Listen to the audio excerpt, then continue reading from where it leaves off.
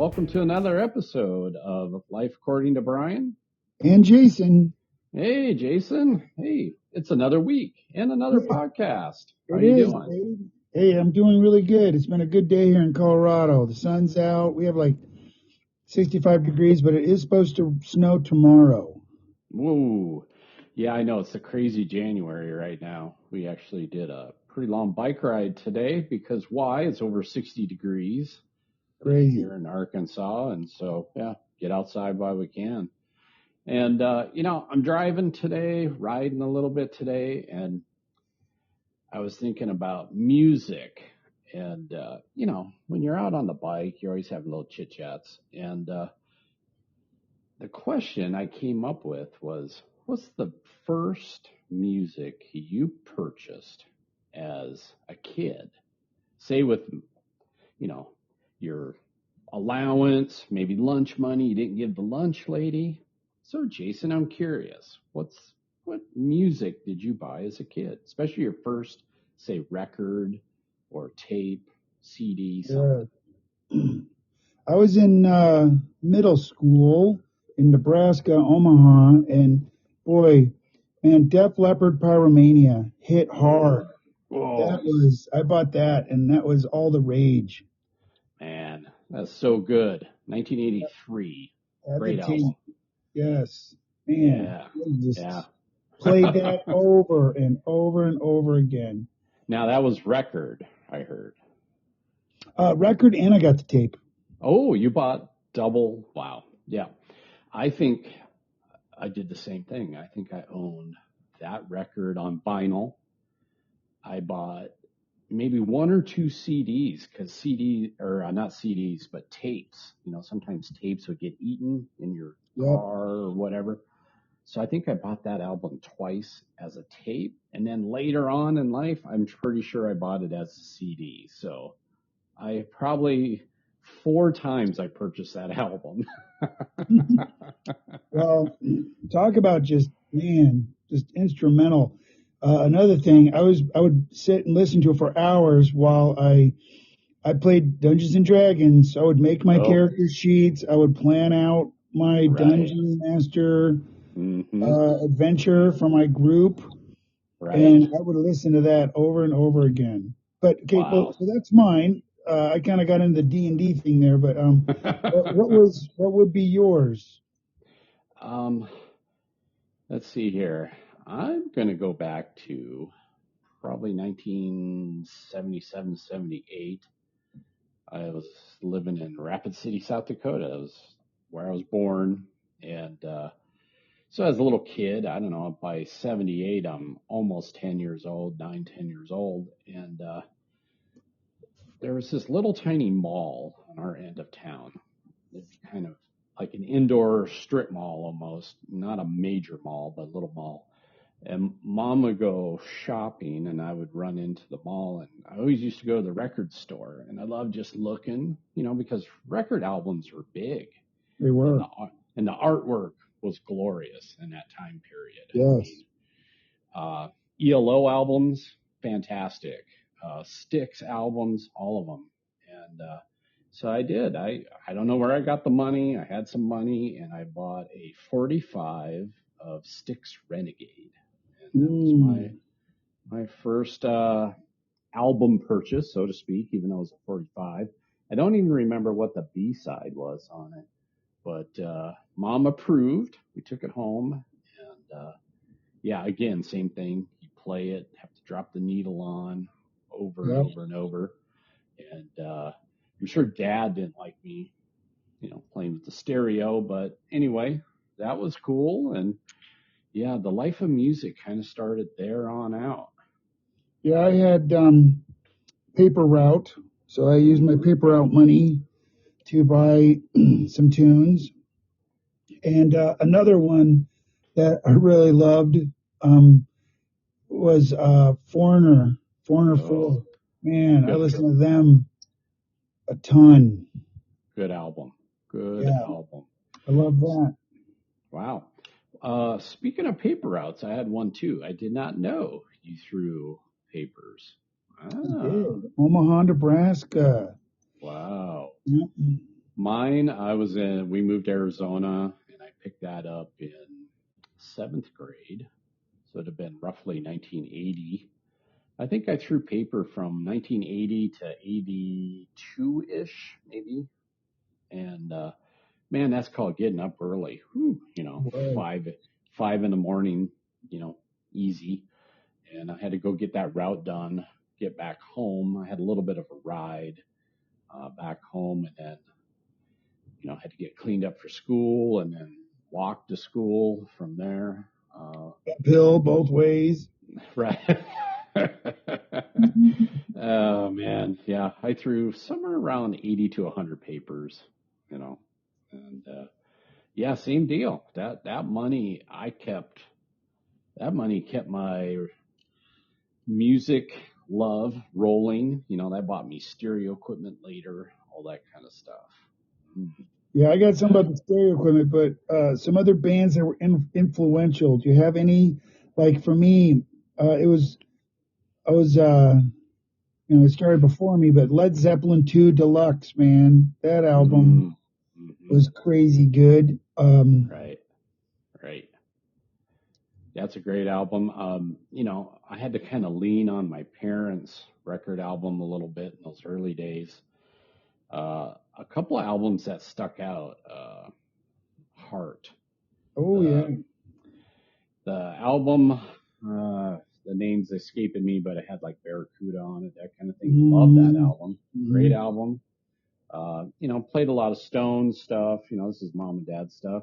But when I started getting my own money, yes, I did pick up Pyromania, but that was later. I think earlier I went a little heavy early. I went and picked up Iron Maiden albums. Oh wow.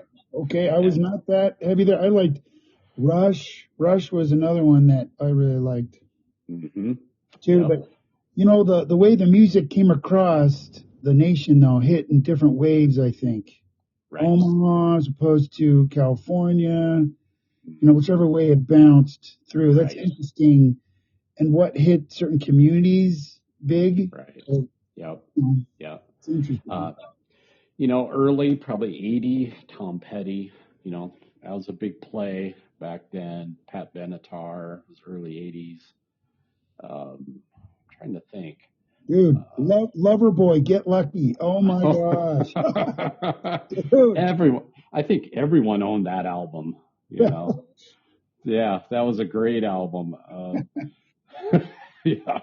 I think that had the red leather pants on it or something. Yes. Yeah. Working for the weekend. Oh yeah. Oh yeah. Yeah.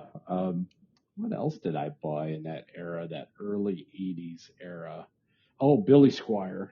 There's a couple really good early 80s albums from that time period. And then he made that horrible MTV video in like 84 and no one ever heard from him again.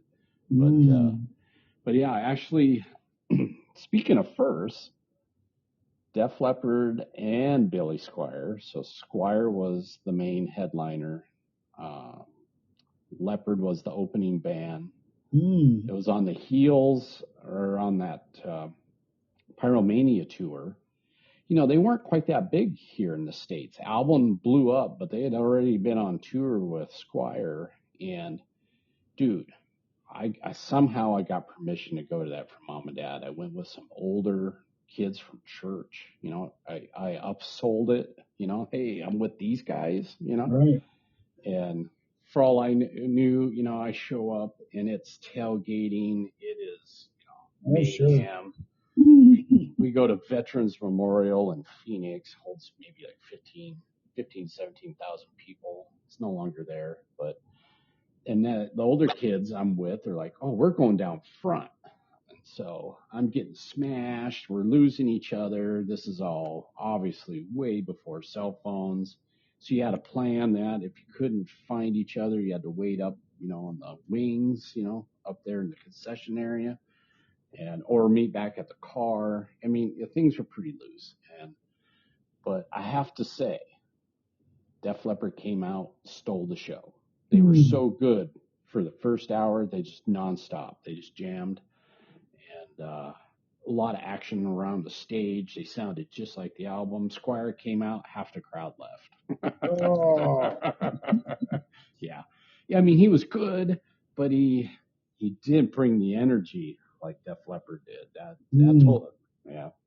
So I knew right then and there some of my album purchases. There's Who You Hear on an album. Squire's mm, good. He's good live, good on the album, but he's much better on an album right. because his interpretation of his own songs on stage didn't quite carry the crowd. And Mm, so, but then you learned who's true to form, who can do what the album said. And that taught me a lot, going to that yeah. concert. So Dude, Scorpions, another band. I own a ooh, lot of. Scorpions, love them too. Oh yeah. Right, right. All right, let's keep talking first here. First albums we've done. I don't know. Do you remember your first cassette? Like, Mm. I remember my first vinyl. I'm trying to remember. My first cassette might have been the Scorpions. Not sure. Mine might have been Foreigner. Foreigner. Oh, yeah, yeah. That would be that one if I had to guess, but Right, right. I remember here's the story. I went back to, I had to we went back and visit my cousins back in South Dakota. And one of my cousins, he's like, hey, I got an extra Billy Joel album. You want to buy it? And I had a couple bucks on me. And I'm like, I don't know much about Billy Joel, but so I bought it. Man, I was so disappointed. well, Here, definitely a different vibe from what you were listening. right. So it's not quite in that same level of rock.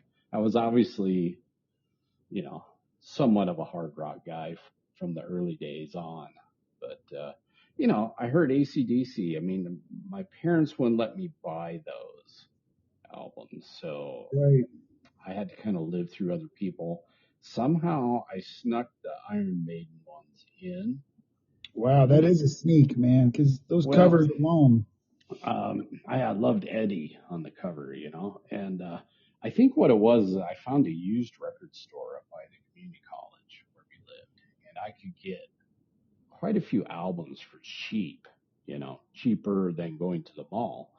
And so I think I kind of threw those into the stack of other albums that looked pretty harmless on the front, And well, one day, I don't know, somehow my parents knew I had certain albums that they did not approve of, so I had to get rid of Iron Maiden and Crocus. Crocus, yes, that's another one. Because I had the skull and the crossbones is all gold, on the front, and so I was like, oh man, so I had to take those and sell them. So then albums like Triumph stayed home.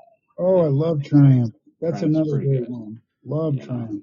Right. So anyway, the cassette thing I can't think of, but I do know my first CD I purchased. That was a big purchase in the late Okay. 80s. So do you know yours? Do you remember well, first of all, you had to have the technology to even play it. So somewhere you had to have a CD player to even buy I a did have a CD. technology, and I was dating a goth girl, so it was The Cure. Mm. So Wow. talk about changing, totally did it. Yep. Wow. Mine, I'm trying to remember the year, but I remember going to the mall. This is probably late. I want to say 87, maybe. Yep. And I bought the soundtrack to Back to the Future. Because, it had all those classic tunes on Yes. it. Hugh Lewis in the News. I was hoping for some of these soundtrack tunes. There was that famous Eddie Van Halen solo in the movie. That was not on the CD. I was so bummed. You're like, what?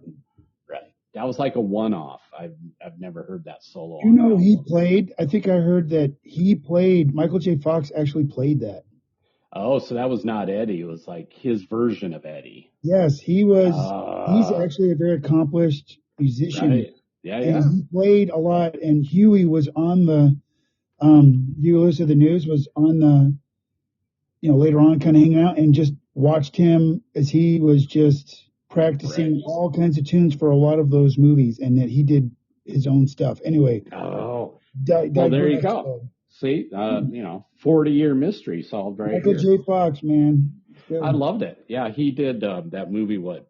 Bright lights, bright, big city, big light. I don't know, something like that. Good movie where he played guitar with Joan Jett. Oh, Yep. those are some other albums I bought. Early Joan Jett stuff. Love that. Joan Jett and the Blackhearts.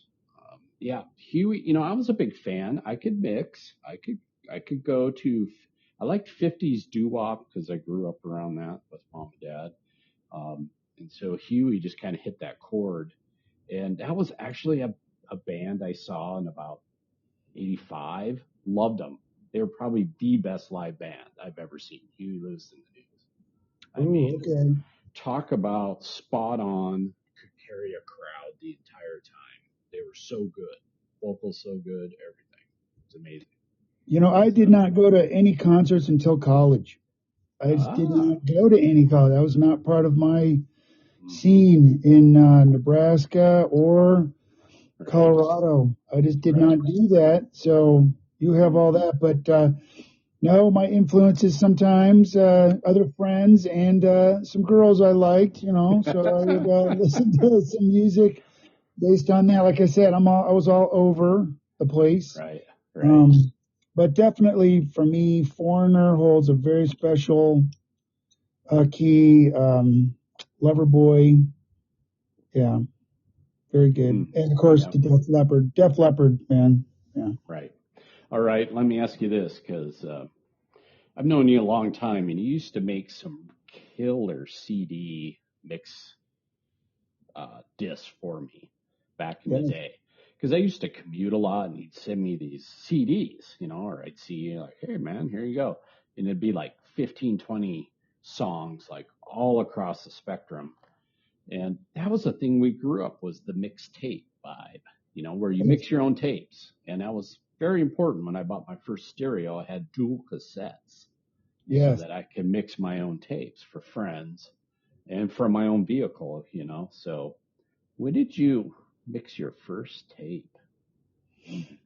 Well, once again, for a girl, yeah,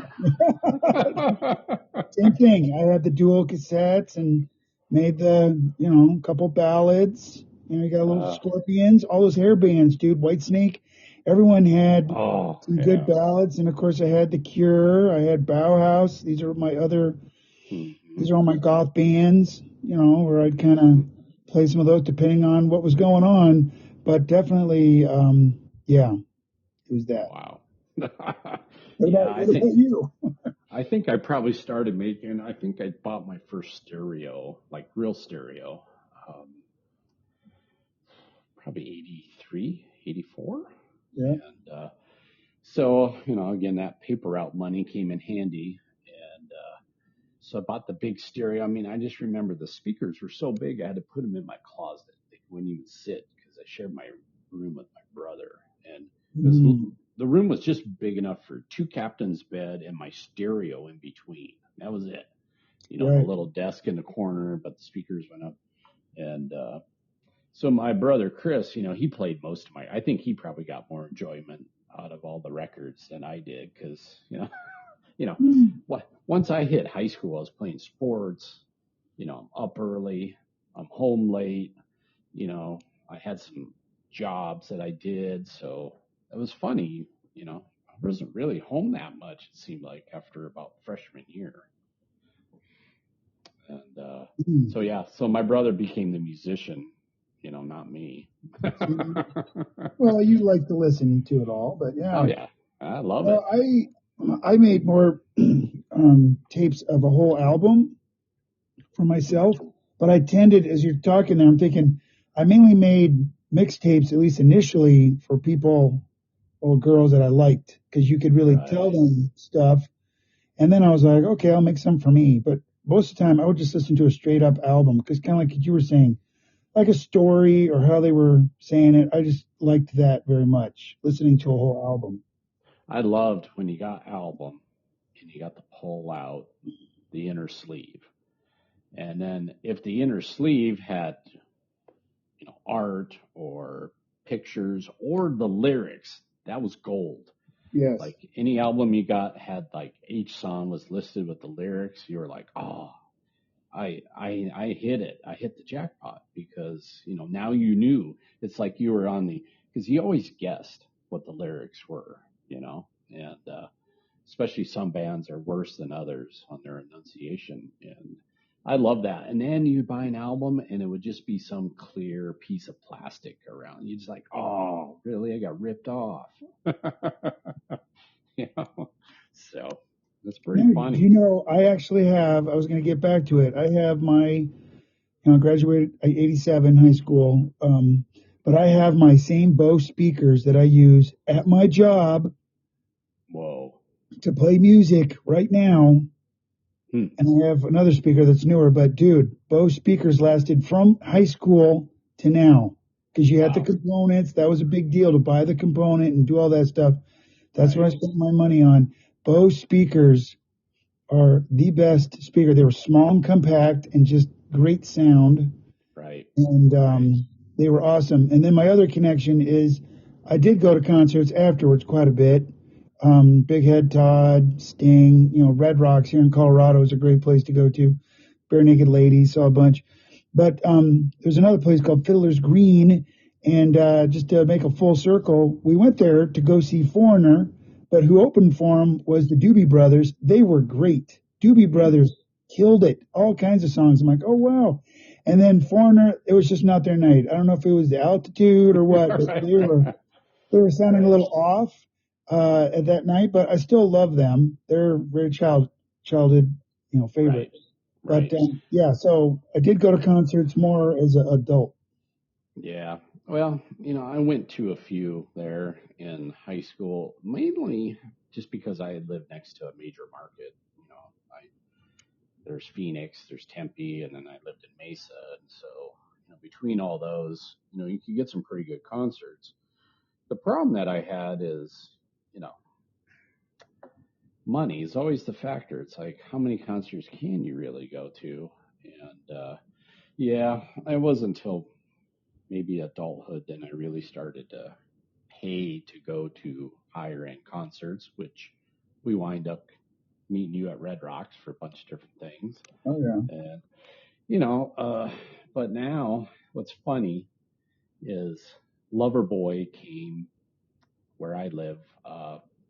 Down in Bentonville, there's what's called the Walmart Amp. It's technically in Rogers, but the point is Walmart sponsors an outdoor amphitheater. It's pretty nice. I don't know, holds maybe 10,000 people. It's kind of like the Ford Amphitheater in Vail. Very similar design. And great place to see. We saw Loverboy as an opening band in 2025. I have to say, I'm not seeing older bands anymore. Oh no. If I'm in my late 50s, those dudes have to be in their late 60s, if not 70s. Okay, but hey, wait. I know we're getting off topic, but dude, I saw Mark Knopfler about 4 years ago, and he was like 77. Dude was just crushing it, man. Here's the point. I saw a year prior Sting at the same venue, and he's like mid 70s as well. Awesome. It was a brilliant concert. He's Sting, Right. Then you see kind of hard-lived rock bands from the 80s. And I have to say, maybe one or two dudes actually were healthy. The rest look pretty.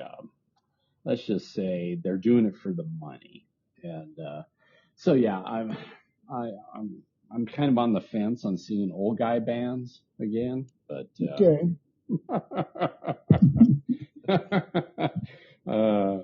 But dude, this was fun. It's fun kind of going back through that time because I didn't know you in childhood or high school. Well, I know our plan was to go talk about other firsts, but this music thing just had a life of its own. So that's how it goes sometimes. It did. Okay. Well, we'll wrap it up here. first time, the biggest concert you went to, so like your first arena concert. Mine was U2 in Sun Devil Stadium for the Shake, Rattle, and Hum movie they were shooting. They were So, shooting the actual movie? yeah, so if you go back, you can find, I think I said the title of that right. And yeah, that was an actual concert video that they did back in the day, U2. And I was a quasi U2 fan. I like the early stuff, Joshua Tree, all that kind of stuff. But BB King opened up. That's actually what I remember more. Here comes a blues guy in a football arena, just shredding. It sounded so good. U2 was good, you bet. And but I just remember BB King. I mean, I'm just like, I became a BB King fan after that. He Oh, was just yeah. awesome. Yeah, it was amazing. So, did you Well, ever go to an arena like no, I haven't gone to live? arena. No, the Okay, biggest, even to this day, I've gone. The biggest has been Red Rocks, which is really not okay, that big. And for me, it would be Big Head Todd and the Monsters because we like them in Fort Collins and Greeley when we lived up there. So we saw them there, right. and then the progression was that. So I have still yet to go see anything at Ball Arena or No, Mile High what? State. I have not seen anything there. No, not like What? that. I know because Holy, I'm more, I don't know. I went to Red Rocks, dude. That is like, if you go there, you're like, I just want to go there. I know, and like I've been to, what used to be called Pepsi Center, Ball Arena. I saw Bon Jovi there, uh, Mm. like old Bon Jovi, where they still had Richie Sambora. Another good set of albums, by the way, and owned all of them, up to, I don't know, a certain date when, I didn't want to buy John Bon Jovi albums anymore, but he was excellent. But the sound quality, after you've been to Red Rocks or a nice outdoor amphitheater, yeah, uh, it's hard. it's Sure. it's it's hard to go, oh yeah, I want to spend $400 to see, you know, whoever in the Ball Arena. Yeah, no thank you. Someday in the future, who knows? Who knows? Who knows? All right. Hey, dude, guess what? What? We are out of time. Oh, Well, thanks for walking down memory lane on this episode of Life According to Brian. and Jason. And hey, follow us on all the streaming out there. Also, our hosting program is called Podbean, and you can find us there as well. So start your own tube channel, your own podcast channel. All right. Take care, everyone. Until next time.